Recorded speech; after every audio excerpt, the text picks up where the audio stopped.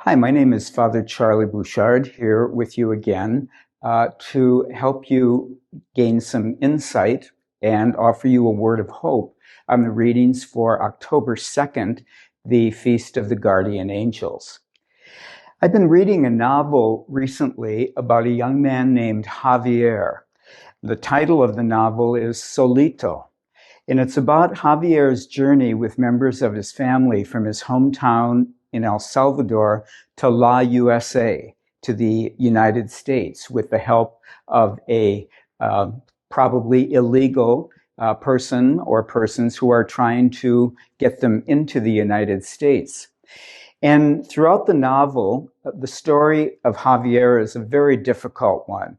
They undergo burning heat and thirst and fear and helicopters from immigration and everything that you can imagine that would make this a truly terrifying story in the daytime sun as well as in the dark of night.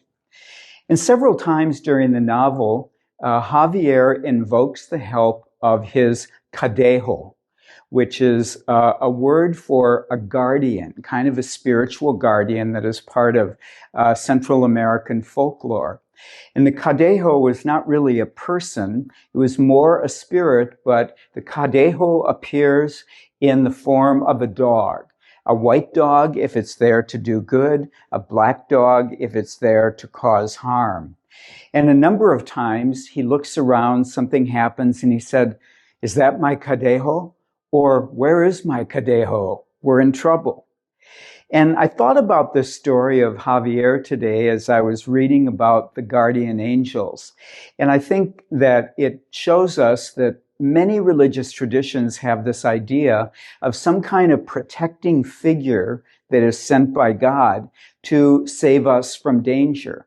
And we don't maybe talk about our guardians in terms of being big furry dogs, but we do talk about them as being guardian angels, which goes way back into the Hebrew scriptures as a term for the angels that help us, that bear God's messages to us, that protect us.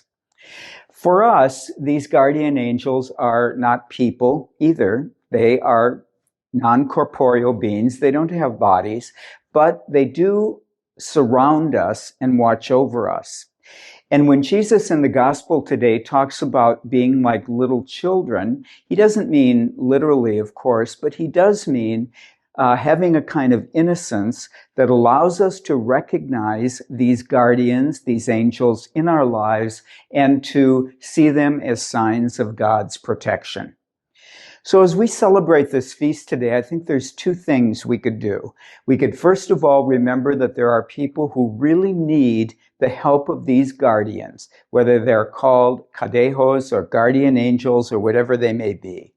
And the second thing we should do is allow ourselves to feel the presence of those different kinds of divine assistance in our own lives. They come to us in many ways, and it is part of our faith life to recognize them and to treasure them.